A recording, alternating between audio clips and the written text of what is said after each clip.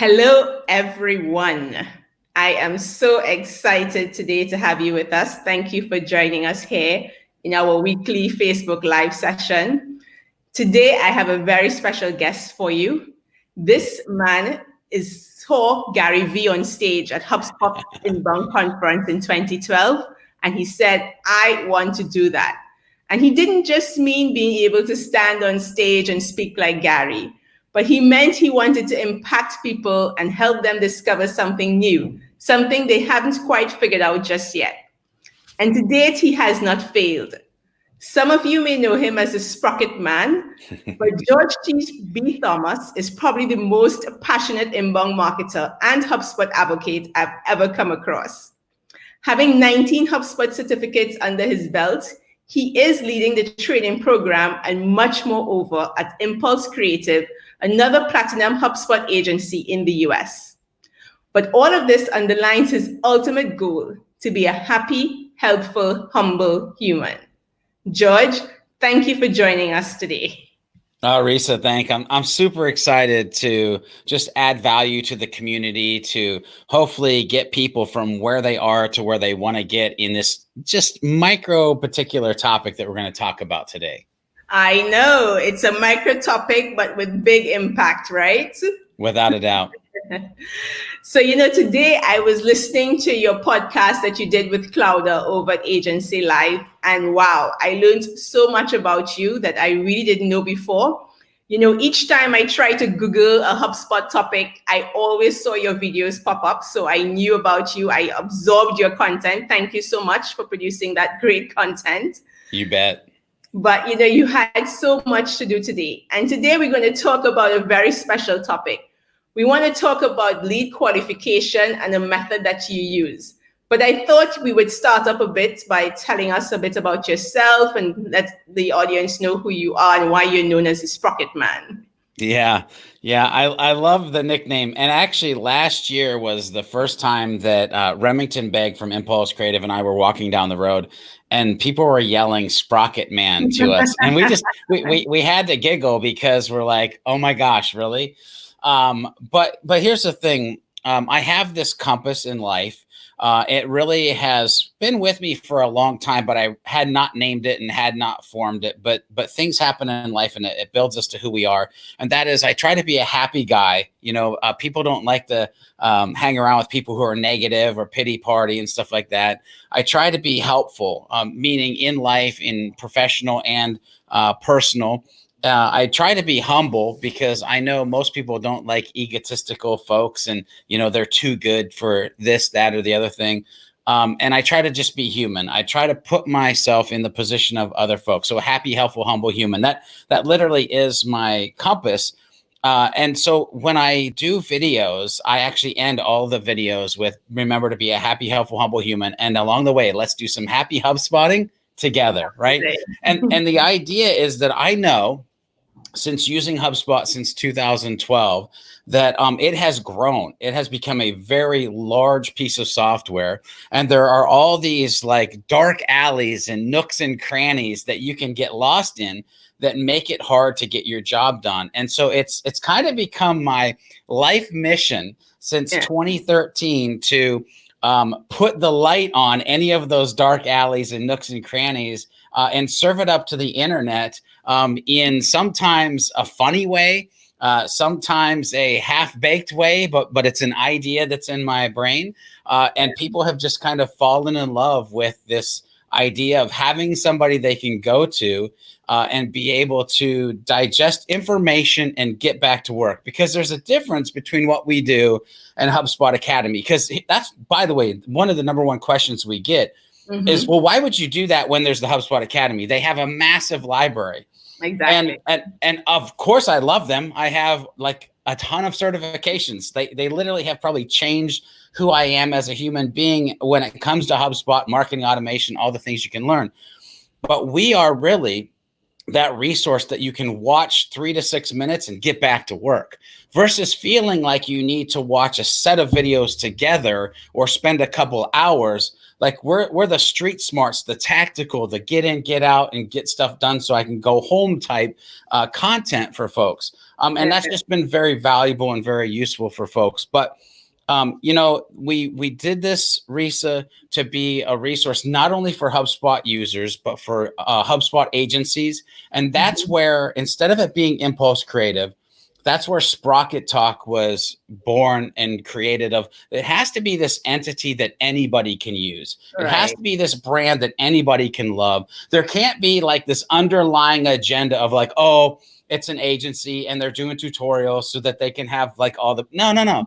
It's literally an educational platform, sprockettalk.com, with a YouTube channel that we just send out a bunch of free videos, as well as we have a paid membership. If people are like, yeah, we just like what you're doing and we want more, then they can come over and become a member. So that's where it became the Sprocket Man out of all this, which is fun. And I love it. Amazing. Really, I tell you, your videos are super, super helpful. And, you know, just before we started, I was sharing with you how, you know, I suffer from procrastination as well as perfection. So oftentimes I do want to do the same type of helpful resources. And oftentimes I do use your videos as links and share it with my community and clients when they need to understand something further. So really, I appreciate all the work you've done. Don't stop. Videos every week, okay?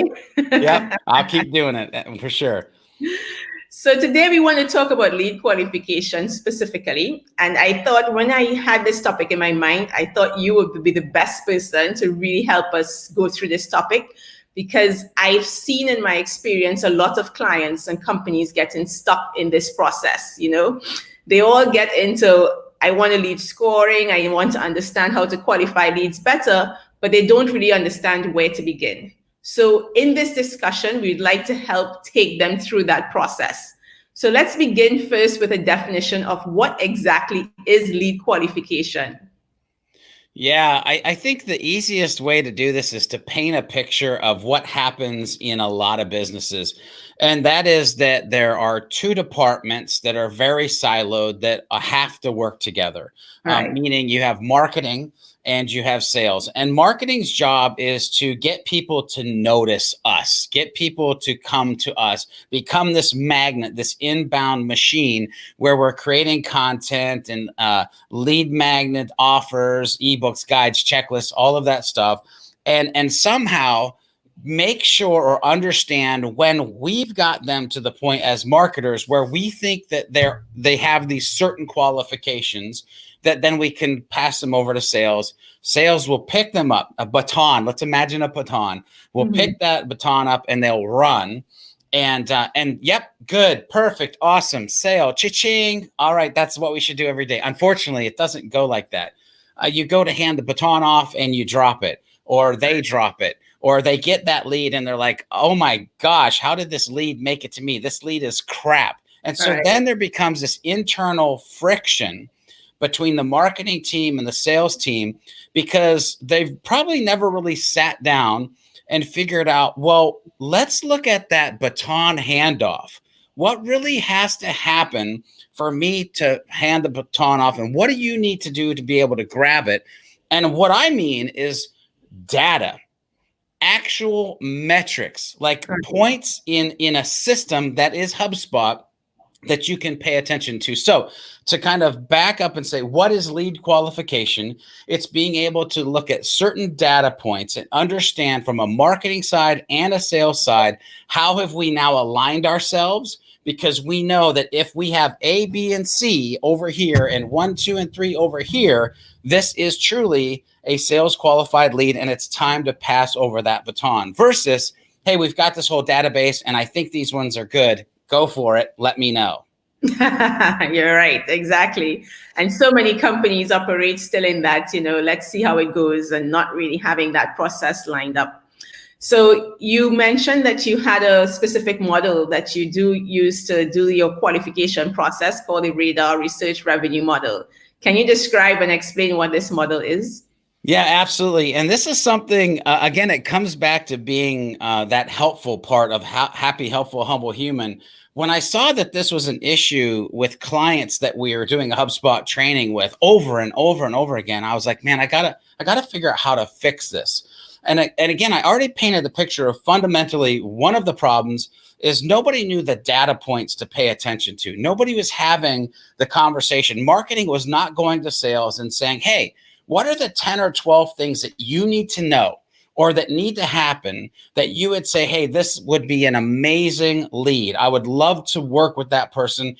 I know that they would become an opportunity if I have these things. So that's one. Marketing isn't having the right conversation with sales and understanding those 5, 10, 12 data points. Mm-hmm. The other piece of this is that there really wasn't ever any rules or pillars, I might say, for people to understand what they should pay attention to. So I started with these 4 major pillars that we'll talk about that marketing and sales can both understand why they're important.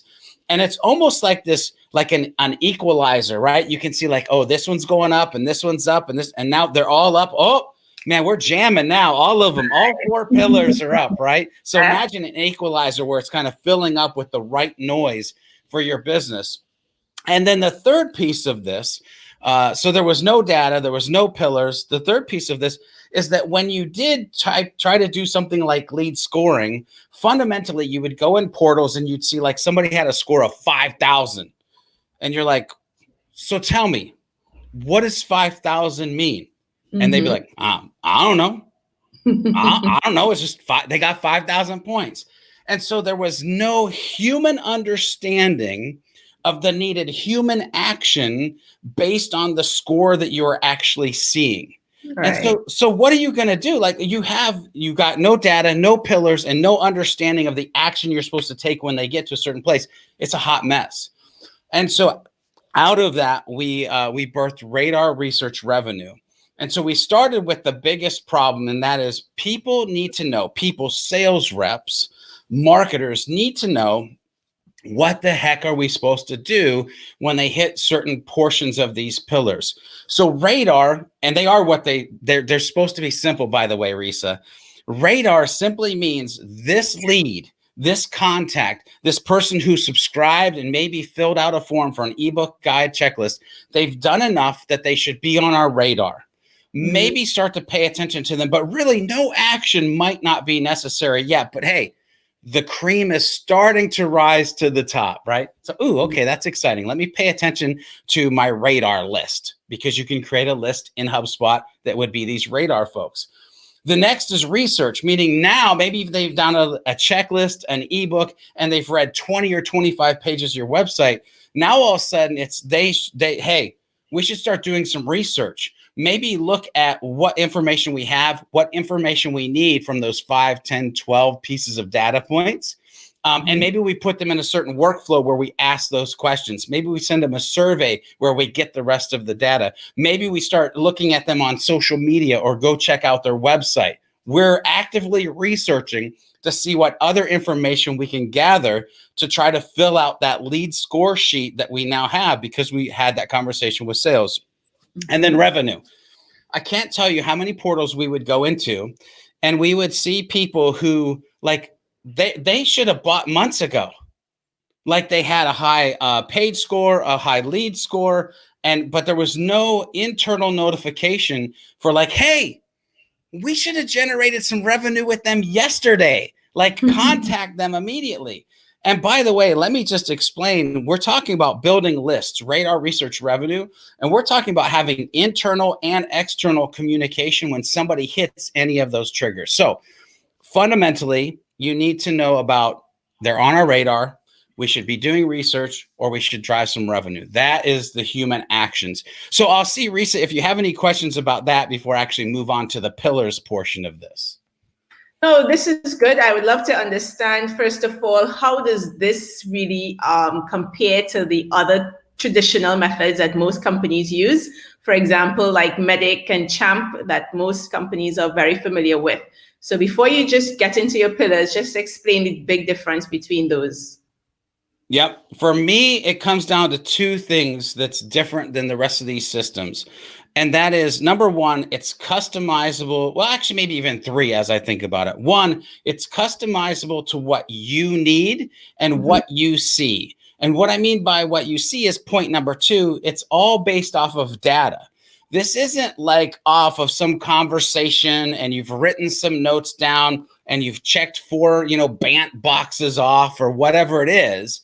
This is literally based in data and execution actions. And so the third one is that it's built to fit into HubSpot.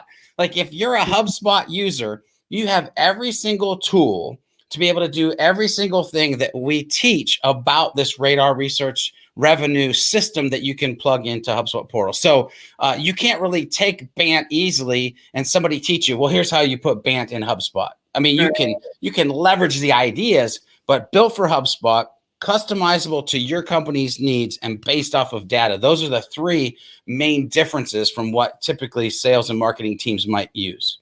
I get you. And you are so right, because oftentimes I've met clients who says, oh, we use the CHAMP method or we use the MEDDIC method. And then it takes us a lot of time to map out what does that actually mean for their database and for the way they're operating as marketing and sales teams today. So sometimes the bulk of our time is spent actually helping them map out those processes and trying to qualify and give points to those different contacts or different actions to match what they actually want with those models that they have identified. So great explanation. So now let's hear about those pillars. What are those radar pillars? So there's really 4 major, and I might even say as we move on, there might be 5. We're still playing around with the idea of a 5th pillar, but 4 pillars for sure.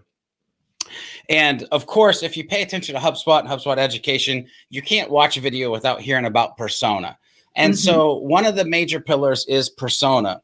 But I talk about personas in this way because most of the times you hear about, here's your personas, and they only talk about it from a positive standpoint. When I talk about pillars or when I talk about personas, there's positive personas and there's negative personas. And also when you have your positive personas, there's probably one persona that you really want to talk to. There's a second persona that would be, okay. And there's a third one like, hey, we'll take them if we can get them. And so there's kind of this trifecta authority or wanting for those, right? So now imagine you've got a positive persona and it's a 1, or a positive persona and it's a 2, or a positive persona and a 3. Now you're starting to build out a matrix where you could literally have a list inside of HubSpot is all of your positive personas 1, all of your positive personas 2, all of your positive personas 3.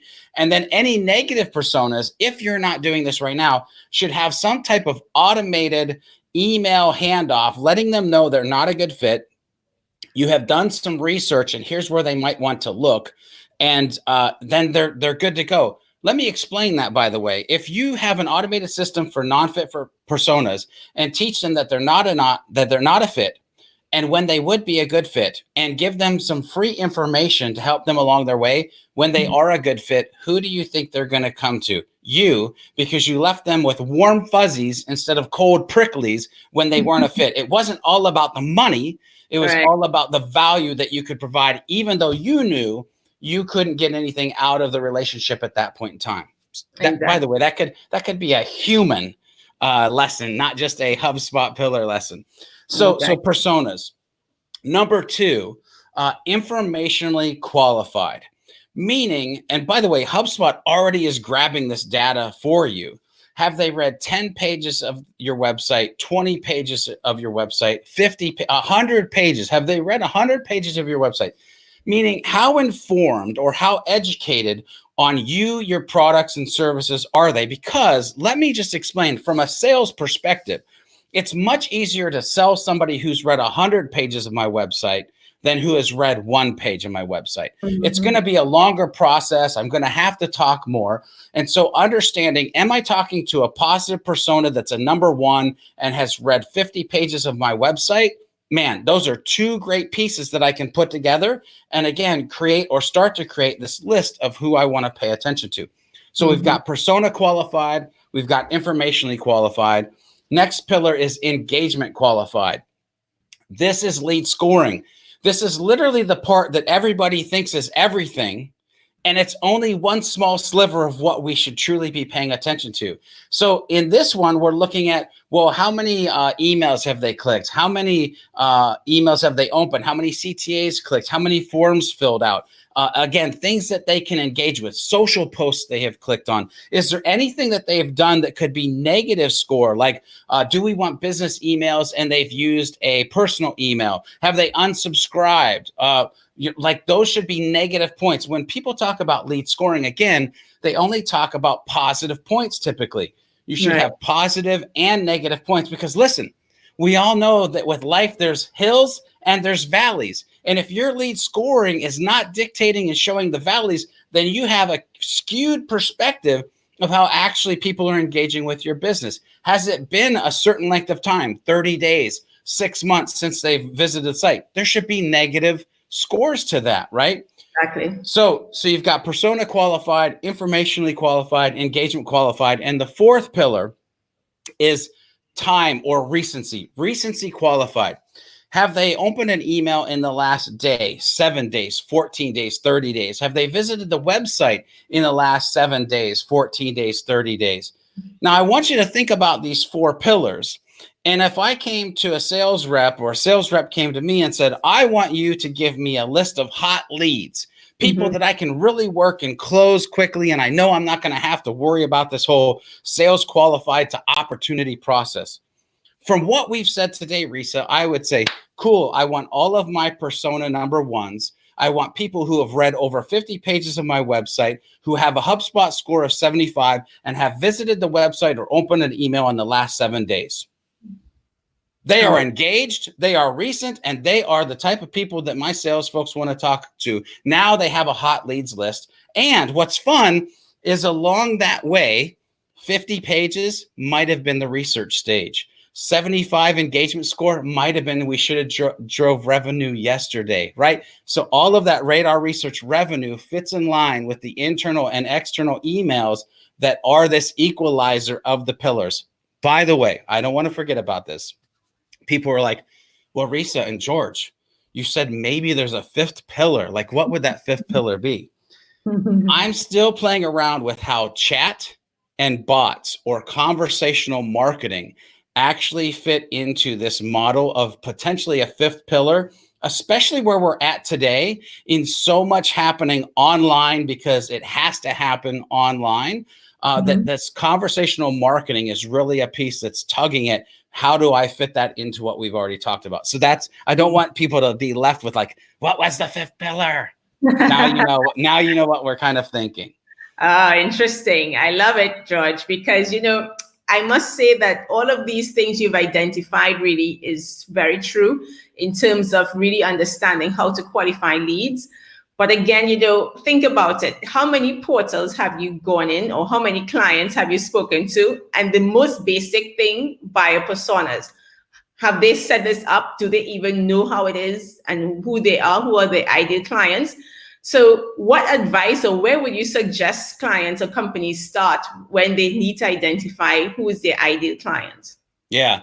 Well, I definitely think that you need to know who the heck you're trying to sell to.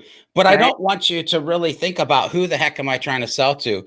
I want you to think about what problem is out there that we're solving and who typically has that problem. And that's when, out of that framing and out of that mindset, that's when you're going to figure out, okay, my ideal client profile is probably this type of business with this amount of employees in this type of location. Then you have to drill in and go, okay, who's the decision maker or authority in that building of that many employees in that location? That's where you get your persona, right? The other piece of this on personas where I want them to start after they like, here's my ideal client profile, here's my buyer persona. One, just get it into HubSpot. Where I see people get hung up is they'll be like, well, I got to create this story so everybody can read the story. No. BS. BS. What you have to do is you need to understand what you're going to name them. You have to understand their roles, goals, and challenges. Roles, goals, and challenges. And in the HubSpot tool, you need to have a way that they would be able to describe to you who they are. And by the way, a pro tip, in that section where they're describing who they are, please, by all that is holy, do not put like CEO of a small company or, what, just like a one-liner. Always start that with I'm a. Think about this. As a human being, when you say, who are you?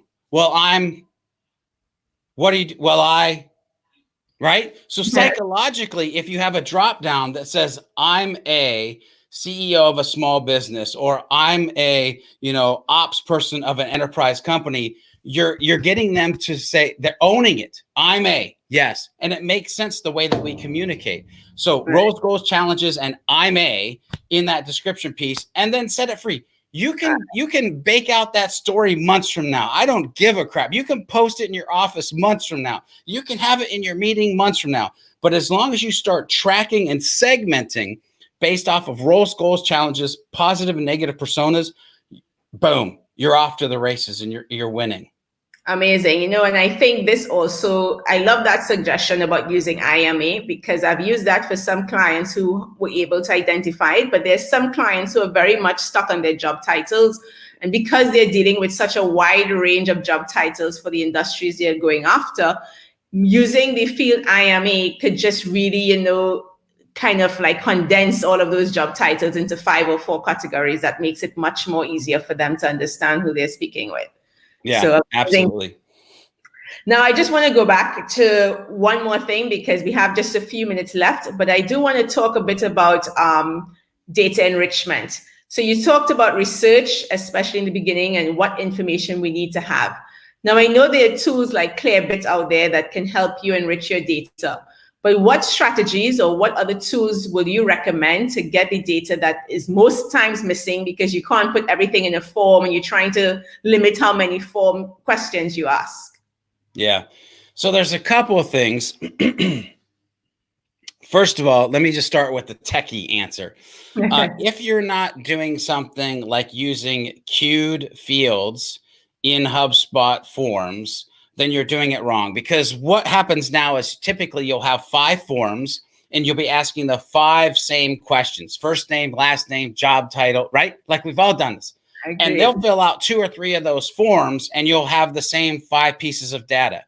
Instead, if you use queued fields inside of HubSpot forms, now when you know the answer to one of those data points, it asks a new data point. So over 3 or 4 forms, now you got 12 pieces of data. So that's a very nerdy thing that most people don't have in place. The other part of this that people aren't leveraging is progressive profiling in HubSpot, meaning imagine a world where instead of your forms being first name, last name, email, it actually started with the I'm a question. And when they selected that CEO of a mid-sized company, now you asked 4 or 5 questions specific to that persona. I call it second smart questions. I try to name them as easy as I can. What's the second smart questions that you can ask that person based on what you just asked them? So queued questions and progressive profiling, that's the nerdy answer. Here's the answer, Risa, that nobody wants to hear. Sometimes when it's work, you got to get your hands dirty. And therefore, you might actually have to pick up a stinking phone and you might have to call them.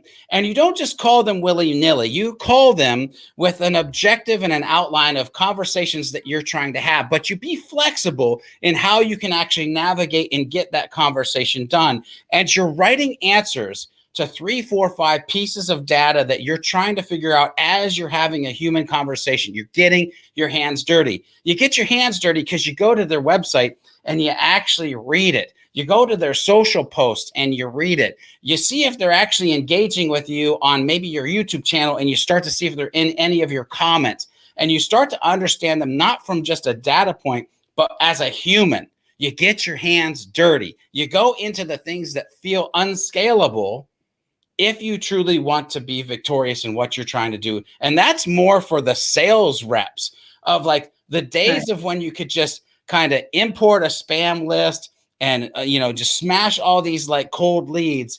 Like those days are really falling apart. It's not working anymore. So you have to leverage how can I be human? How can I be helpful? And how can I leverage tech and a really smart system like Radar Research Revenue to set me up for success? And how can marketing and sales not be 2 siloed teams, but be a revenue team working hand in hand to be amazing together? Amazing, George. George, thank you so very much for this session. I thought it was extremely useful, extremely informative. I love these pillars that you've mentioned, and I love this new method that you are now offering us for qualifying our leads. As you said in the beginning, it's all about understanding which contacts in our database need to be in our radar. So it's the best name ever. You know, who cares about MEDDIC and CHAMP? Nobody understands what that means. But radar gets to the point, you know. Yep. What do you need to be on your radar? So just to summarize again, you know, your pillars are, tell us again one more time, your 5 pillars. Yep. Pillars are going to be persona qualified, informationally qualified, engagement qualified, recency qualified. And then if you're using chat and bot or conversational marketing, that would be in there as well. Amazing. And on that note, we leave you and we leave our guests with all this information to start better qualifying their leads. So thank you so much, George, and see you next time. Thanks, everyone.